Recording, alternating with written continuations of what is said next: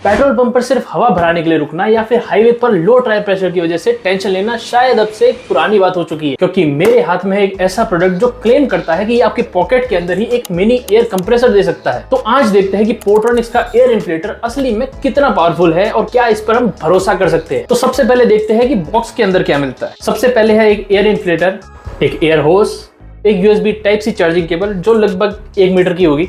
कुछ यहाँ पर हमको पिंस मिल जाती है जिसके अंदर एक ये बॉल नीडल है और कुछ इन्फ्लेटेबल टॉयज के लिए नोजल दिए हुए। साथ में मिल जाता है एक वारंटी कार्ड और एक यूजर मैनुअल। फर्स्ट इंप्रेशन की बात करूँ तो गैजेट काफी कॉम्पैक्ट है, इजीली हाथ में आ जाता है। बिल्ड की बात करें तो पूरा प्लास्टिक बिल्ड है, दोनों साइड पर ग्रिल है, ऊपर की साइड पर एक फ्लैश लाइट है और यहाँ पर एयर होस लगाने की जगह दी हुई है। नीचे की साइड पे भी यहाँ पर एयर वेंट्स है। ओवरऑल देखा जाए तो बिल्ड क्वालिटी काफी सरप्राइजिंग है। वैसे तो पूरा प्लास्टिक बिल्ड है लेकिन इतना भी चीप नहीं लगता, काफी स्टडी लुक दे रहा है। फ्रंट में दोस्तों इसके डिजिटल डिस्प्ले दिया हुआ है जिसके अंदर हम करंट प्रेशर देख सकते हैं और उसको यहीं से आसानी से कंट्रोल भी कर सकते हैं। चारों बटन दिए हुए हैं, यहाँ पर प्रेशर को अप डाउन करने के लिए प्लस माइनस का बटन है, मोड चेंज करने के लिए बटन है और यहाँ पर ऊपर की फ्लैश लाइट चालू और बंद करने के लिए। फ्लैश लाइट से याद आया कि इसके अंदर काफी अच्छा फीचर दिया कि इमरजेंसी के अंदर कई बार आपकी कार खराब हो सकती है, रात को यूज करना पड़ सकता है, तो यहाँ पर ये फ्लैश लाइट काफी काम आ सकती है। फ्लैश लाइट के पास में हम देख सकते हैं कि यहाँ पर एक यूएसबी टाइप सी का पोर्ट दिया हुआ है जिससे हम इसको आसानी से चार्ज कर सकते हैं किसी भी चार्जर से। बाकी मैंने एक चीज देखी नहीं कि क्या इससे हम मोबाइल को वापस चार्ज कर सकते हैं, इसको टेस्ट करते हैं अभी। हाँ तो दोस्तों यहाँ पर मैं केबल लेके आ चुका हूँ, इसको हम लगाते हैं पहले इसके टाइप सी के अंदर और दूसरा पोर्ट जाएगा यहाँ पर दूसरे फोन के अंदर। तो क्या ये चार्ज हो रहा है? नहीं दोस्तों, चार्ज नहीं हो रहा है। तो इससे मतलब आप सिर्फ इसी को चार्ज कर सकते हो, इससे आप दूसरे को चार्ज नहीं कर सकते। और जैसे ही मैंने यहाँ पर वायर लगाया तो अब यहाँ पर ये इंडिकेटर आ गया, यानी ये फोन से खुद को चार्ज कर रहा है। यानी इससे फोन तो चार्ज नहीं होगा लेकिन अगर आपने लगा दिया तो फोन की बैटरी जाना फिक्स है। और इसमें सबसे अच्छी बात दोस्तों ये है कि ये कंप्लीटली वायरलेस है, यानी इसको वायर लगाकर यूज करने की कोई जरूरत नहीं है।